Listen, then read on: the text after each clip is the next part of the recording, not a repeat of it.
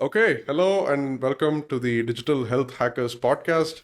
And today I have Hanna Pohjonen, who is the co-founder at Rosaldo, and you are from Finland, and you have been active in the open air community for a very long time now. And right now you are also the co-chair of the education program of open air, and you've been doing like excellent work in Finland, in the Nordics. So welcome. And my first question to you is, I think business has been great for you, and like you've been getting a lot of these requests for open air in Finland and the Nordics in general, right? Like, so why is that? Yeah, I think that it is important to understand a little bit of the history of data sharing in the Nordics. So we have always had a very strong culture for sharing.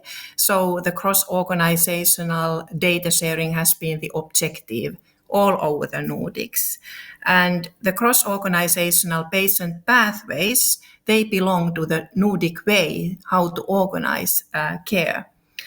And this actually resulted into national data sharing infrastructures in every single Nordic country, but they were document-based data sharing infrastructures. But this strong culture and also the legal environment that was built for that kind of data sharing, I think that was very important when we look at this structured sharing, open-based data sharing. So that was one of the things.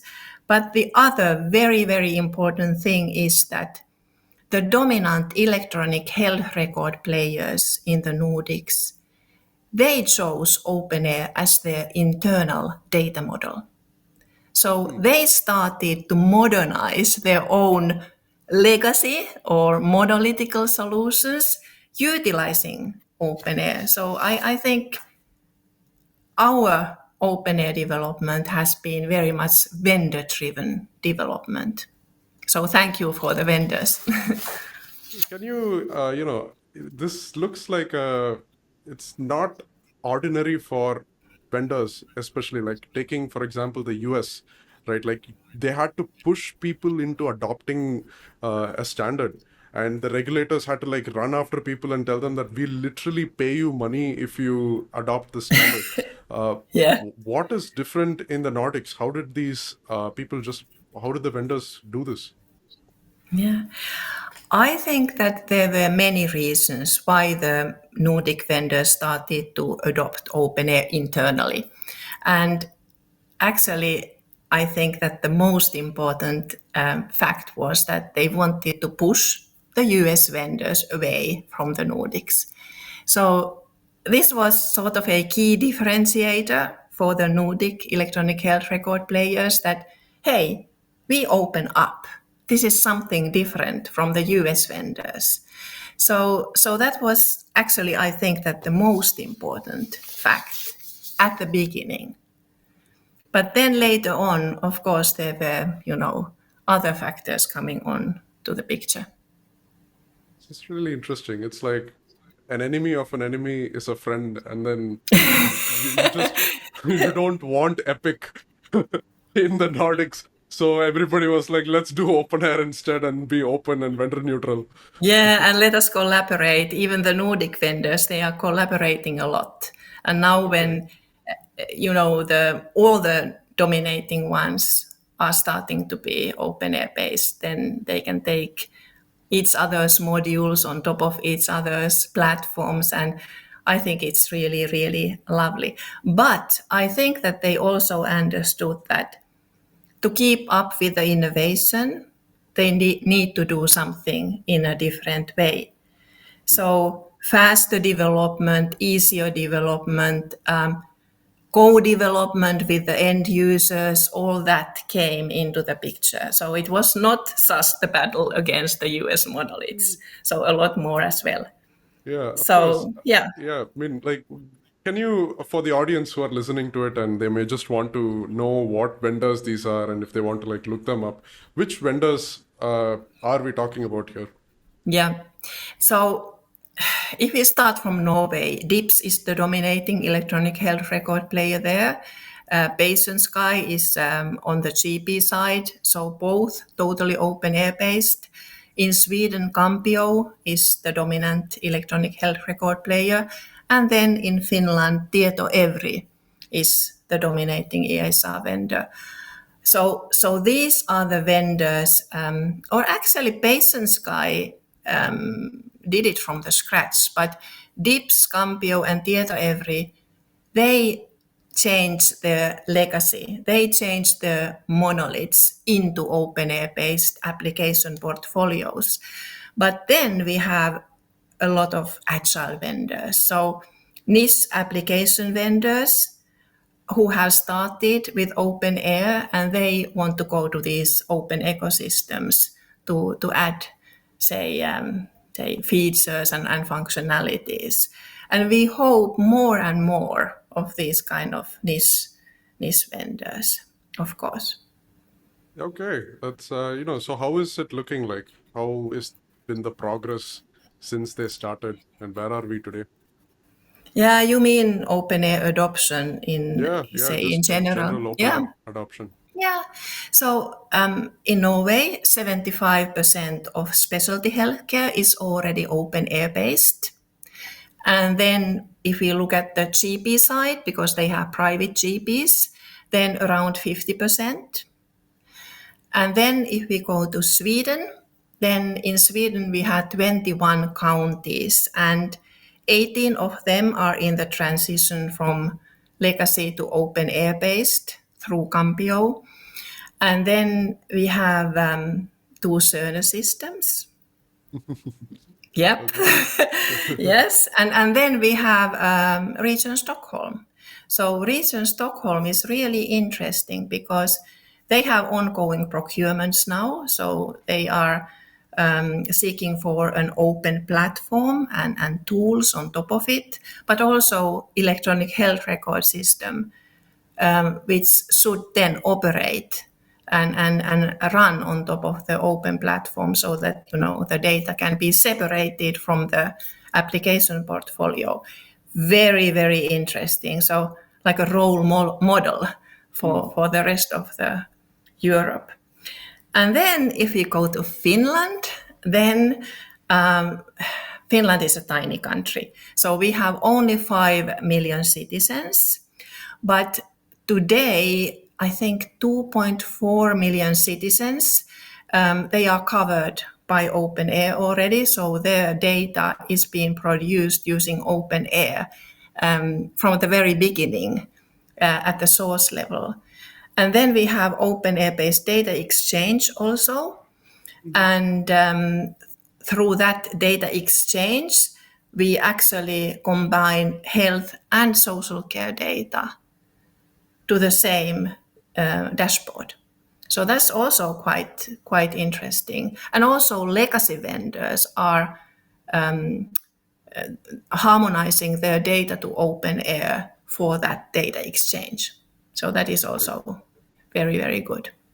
This is interesting because in Finland, it's also the fact that like OpenAir is working under the HL7 organization and all of the modeling is done jointly with HL7. Yeah. Like what is going on there? Like how does this work? Yeah, so as I said, Finland is a tiny country, so only 5 million citizens. So usually people who are working with one open standard, they are also working with another open standard. So this is a very tiny community. But I think that it took a while that we really found each other, or HL7 FHIR and openEHR found each other. But I think that it was very, very important that we discussed, we learned, people took educational courses, HL7 people took openEHR courses and vice versa. So we started to understand that, hey, these open standards, they are not enemies, they can be friends. They can complement each other and so on. So it resulted in, say, HL7 Finland having openEHR modeling as a subgroup. And what was really interesting, and I think that it should be somehow underlined, is that HL7 Finland is a member of openEHR International as the first association in the world. So that should be in capital letters, because it shows really that, these standards, they collaborate. And now we are in the process to be openEHR, how do you say it, affiliate as well. openEHR Finland will be openEHR International's affiliate. And this is, of course, a co-effort as well. So we collaborate, and one of the, say, actions to come now is to start mappings. So model mappings, contextual mappings. One of the projects that I hope that will start very soon is mapping of our document store, the national document store, to FHIR and openEHR, because that's sort of a legacy as well. So, Right. one of the projects to So, and this start. is being undertaken by HL7 plus openEHR board, and it's a community effort together. It's a community effort. It has not been started, but we are actively talking about it now, and we should have the first pilots regarding the CDA documents to FHIR and openEHR. Okay. So before we jump a little deeper into the standards and exactly what all are going on between the different like openEHR, FHIR, OMOP standards, just want to take a step back. And again, since most of you listening might just not know how the healthcare system functions in the Nordics and what are the different constraints of the healthcare system, maybe Hannah, can you tell me uh, what are the different, like if you go to a hospital, I know like most of it is free and it's taken care of by the government. What pushes people to share data? Like you talked about this culture of data sharing in the Nordics, Yeah. and that's why it's built like this. Can you break that down a little bit more and go a little deeper so we can get like a first-hand experience of how, Yeah. like, why this is?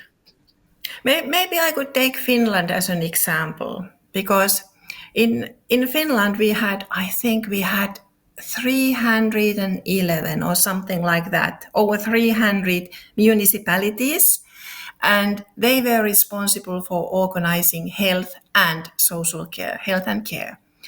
And it was, of course, a little bit messy because it was decentralized decision making, and then we ended up into a lot of different IT systems.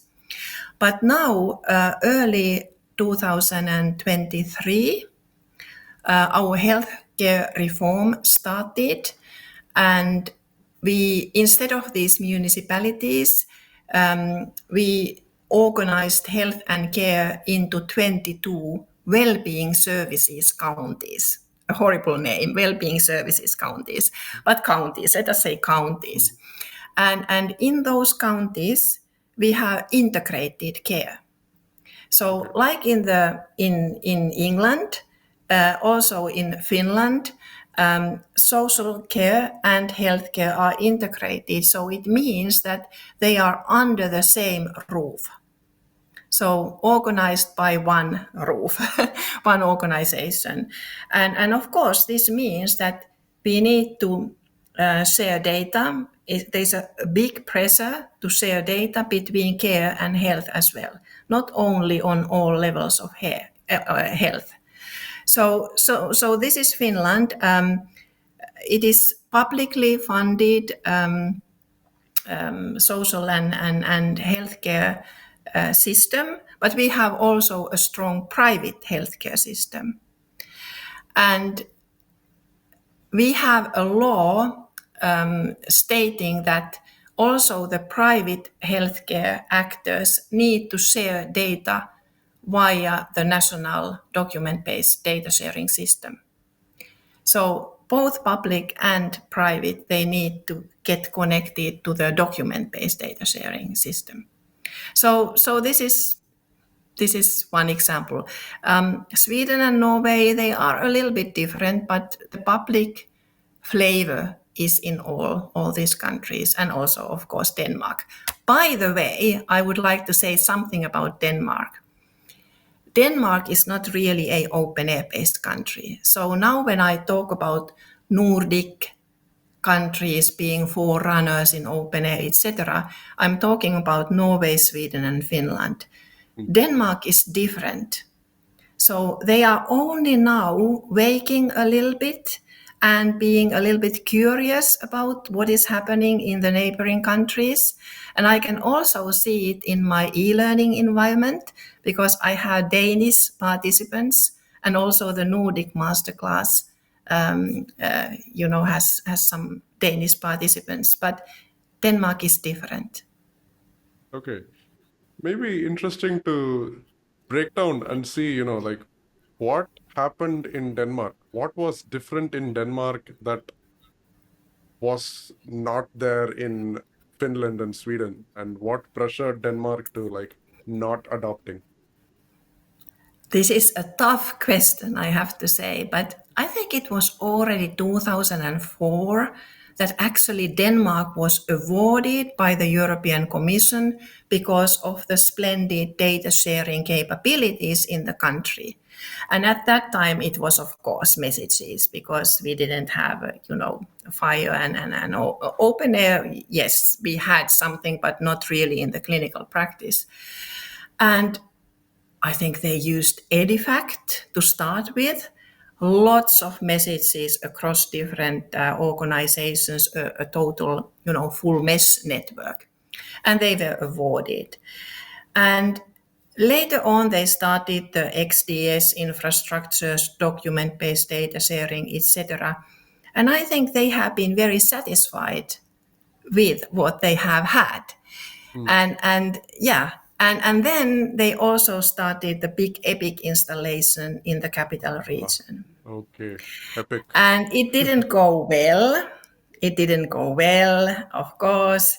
Yeah, and I think that it was, people were a little bit disappointed about that, but they wanted to get it going. And yeah, they focused on that. But we Denmark. had a Epic installation as well, which didn't Mhm. go well.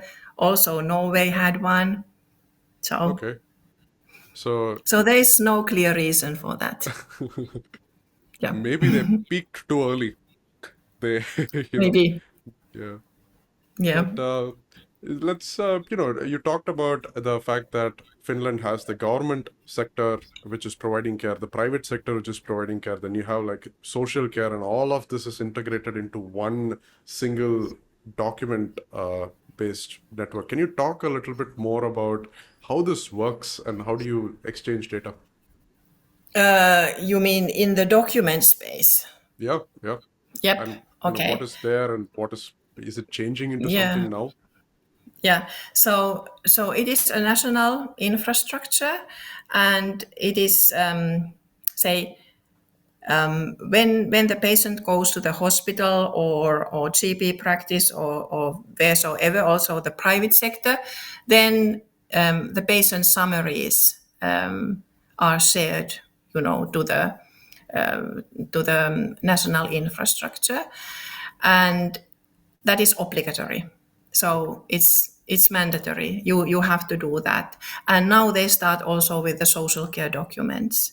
Okay. But of course, it is documents, and Right. it is somehow limited to do things with the documents. So it's hard to do content-based searches, and you cannot really build AI on top of documents if you really want to have sophisticated things.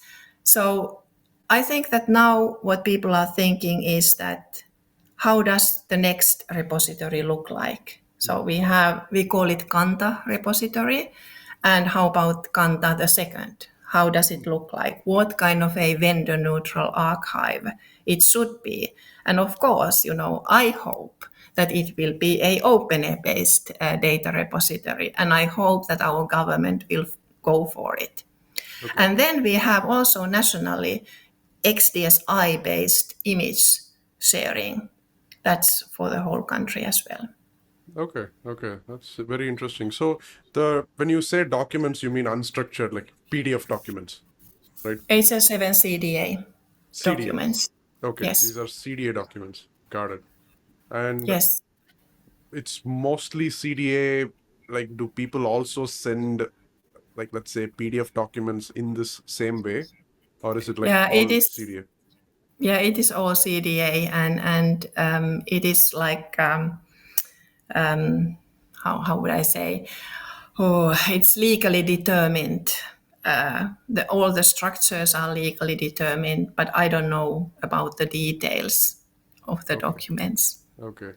I So try let's, to I yeah. try to do something more sophisticated. No, Yeah. definitely, definitely. So now let's say, we have the vendors, different vendors adopting openEHR. We already have a document exchange infrastructure in place, which is based on CCDA. Now, how do you see the different standards working together? Like, especially like we consider openEHR, FHIR, and maybe also like put in OMOP for like population analytics. Like, how do you see these working together in Finland? openEHR and the document-based data sharing, very easy because you can utilize the openEHR templates in order to make the legally determined documents. And then we have FHIR, of course, and FHIR will be used for data exchange, but we also use openEHR for data exchange in cases where we want to exchange detailed information.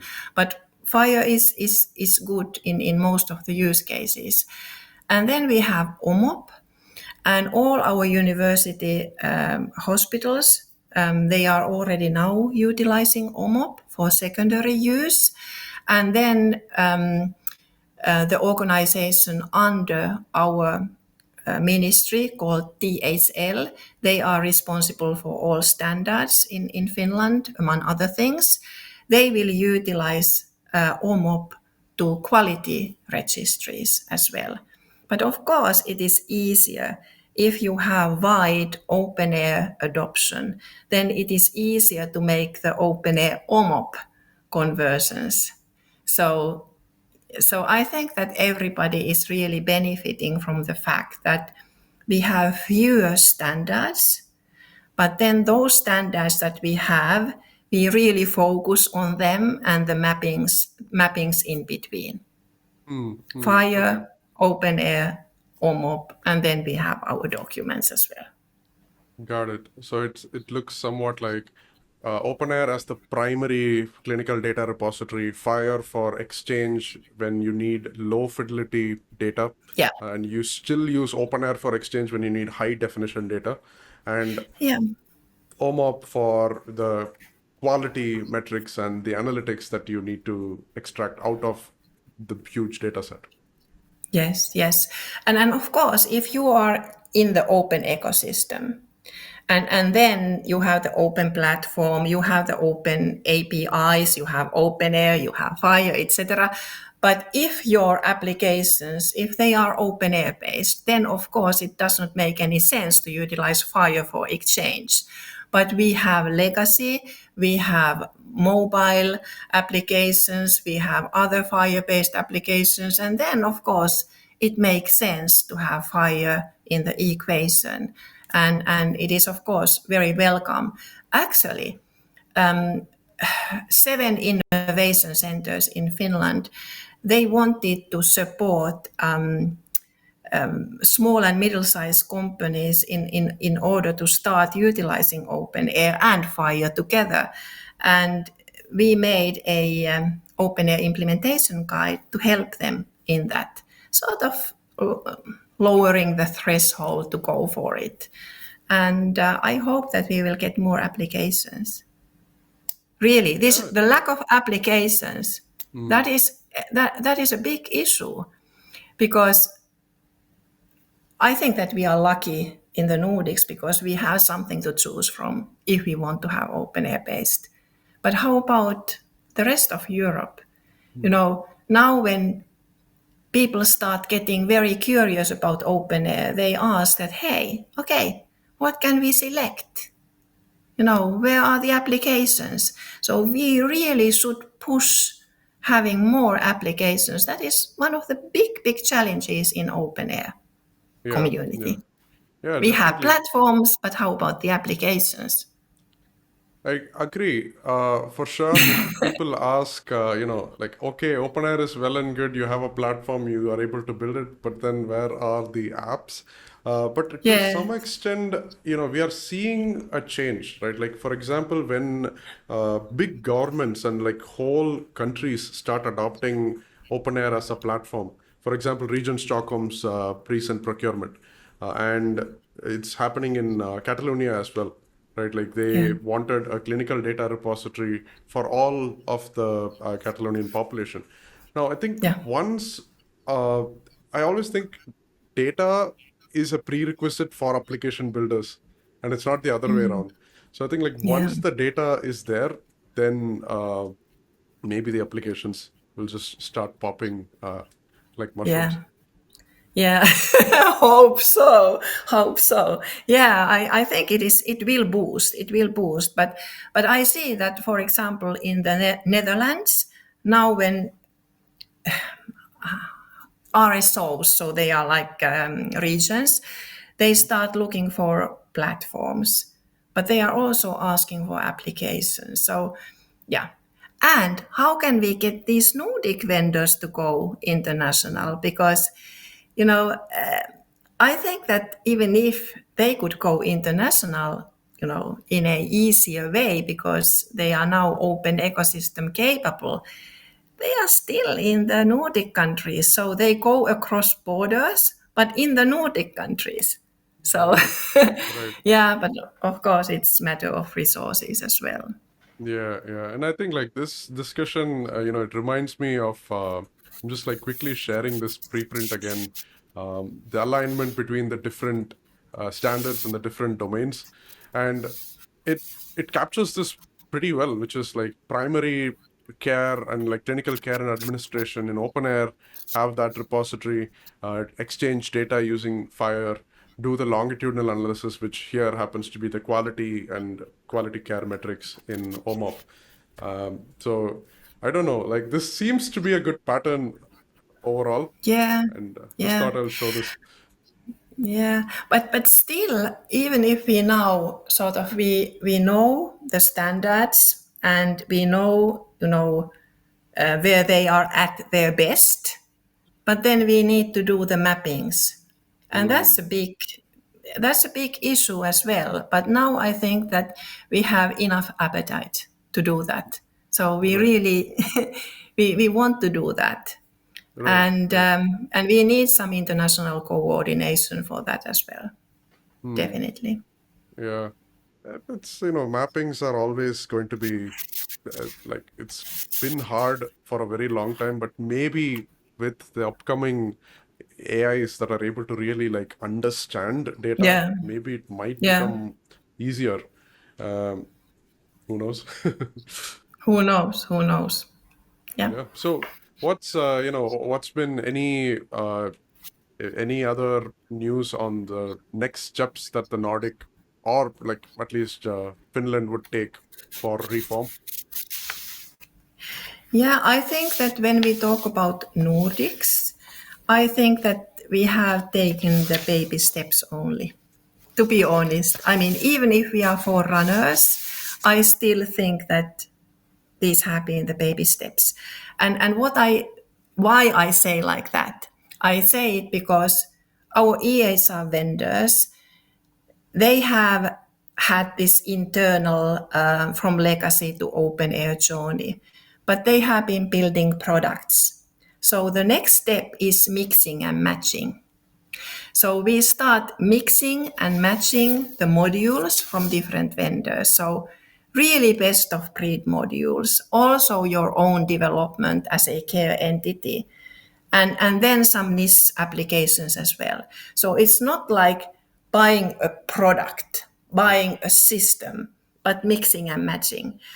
And that is also mixing and matching in other directions. So we are also going to mix and match data. So data will come from the EHR. Data will come from the devices. We will have self-reported data. We will have wellness data. So mixing and matching. And then also mixing and matching in open platforms. So today we have been acting so that one platform vendor comes to the region and is setting up the ecosystem. The future ecosystem will be federated ecosystem so that we will have many different open platforms, different trademarks, and open source and commercial. And we need to have, say, communication across all these platforms so data can be located in different platforms. And then finally, mixing and matching of open standards. So we come to the same discussion: FHIR, openEHR, OMOP, and the national document-based data sharing infrastructures. Right. I mean, this is definitely refreshing to see this as compared to, because the alternative is you pick one single vendor, right? Like, Yeah. and you either get it right, and as we've seen with Denmark and other institutes as well, it usually doesn't go that well all the time. And this approach itself, although it seems like a more uh, longer journey, it seems to me at least worth it. Yeah, and no vendor can be really a expert in everything and can deliver every single feature. So to keep up with innovation, you need that collaboration. And yeah, I hope that instead of these baby steps, we would take a little bit bigger steps and get to the adult phase in Yeah, this yeah, yeah. open ecosystem thinking. Yeah, for sure. And I think, you've been teaching people, you've been training people on open air, and you've been trying to like get them out of the baby steps into the real industry, I would say. So, uh, Yeah. what was your motivation when you started the training and the e-learning program? Yeah, I started 2020, and it was when the COVID started. Right. So one of the motivations was to get everything to so that e-learning environments. But I think that what was my motivation, why to make the awareness course, was that my customers, they said to me that openEHR is too difficult. It is very complex, it's far too technical, and they also said that it's a little bit academic. And what they wanted to have clear, understandable material. And this is why I started the awareness course. And I wanted to make a course that was suitable for everyone so that you don't really have to have any prior knowledge about openEHR. And you can say you dare to go to the course because it's not about modeling details. It's not about techie details. It's talking about openEHR so that people really understand to normal people. Right, Yeah, right. and yeah, I think that I sort of made a difference because now it is used in 24 countries, and I think that we need to get the decision makers understand. Otherwise, there will be no future for openEHR because the decision makers in companies and in care delivery entities, they will decide whether to go for it or not. And we need both the vendor community and the care community. And then when they make the decision, like Catalonia, then everything starts to roll, and then the applications come, like you said, and the whole community will grow.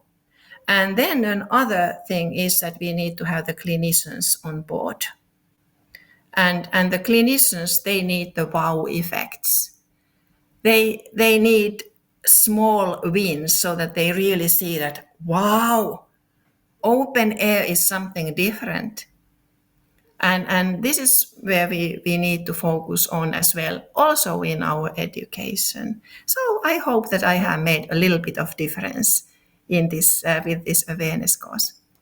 Yeah, I mean, for the people who want to know more, I'll share the link to the learning platform as well as this PDF. And I think your point about the wow factor coming from clinicians specifically, right? I think OpenAir has been very consistent in doing that as opposed to other more technically inclined standards because it just captures the domain so well. And I think Yeah, that's important when clinicians really see that they're like, I get it. I get what they yeah, mean. Yeah. So I think yeah. that's, I think that first time in the history of electronic health records, the clinician is really in the center. hmm, Whether it's making the data models, whether it's making the applications or clinical pathways, it is the clinician or other healthcare and professionals. yeah, for sure. And, you know, uh, just we are getting to the end of the podcast, but we still for those who want to know why are we so enthusiastic about open air and like we've been doing this for the podcast has been like 30 minutes in and we're like, okay, what is different about open air? How would you explain to people who don't understand this at all? How do you usually explain to them uh, what open air is and what got you involved? And I mean, you're a teacher and you've been Yeah. in this for a while, so what's your take? I am a big fan of open air, of course, that is very clear. And I think that very simply, so open air is a open international data model. And if you use OpenAir, if you produce your own data with OpenAir, then applications can understand each other because the data is semantically coherent. You understand each other's data. And I think it's very, very important that, you know, applications don't produce data in a proprietary data format. I mean, it does not make any sense. Of course, it should be understandable by other applications as well. And then you can change applications. You don't have to do very, very expensive, cumbersome migrations when you change applications. So, like Rachel always says, data is for life. And this is the essence of the whole open air. I think that was a very simply put, very well explained definition after 30 years of experience in the field. Yeah, I could see that condensed in that few sentences. It's excellent. So, Hannah, what's next for you? What are you excited about? What anything else that you want to discuss? Yeah, I think that, yeah, we have discussed quite a lot, and I think that I will next focus on mixing and matching. So, and hopefully getting that to the rest of the Europe as well, not only in the Nordics but also in Germany, Netherlands, of course, Spain, etc. And regarding the open air e-learning environment, there are two new courses coming: open air and value-based healthcare, and open air and AI. Okay, And of course, we have modeling courses and techie courses and the clinical decision support courses already as well. really So cool. Really cool. I'll training. definitely, for those who are interested, I will put links to all of this in the description below. You can go check it out. Go check Hannah's Academy. And I think wonderful teacher. Just take a look at what you can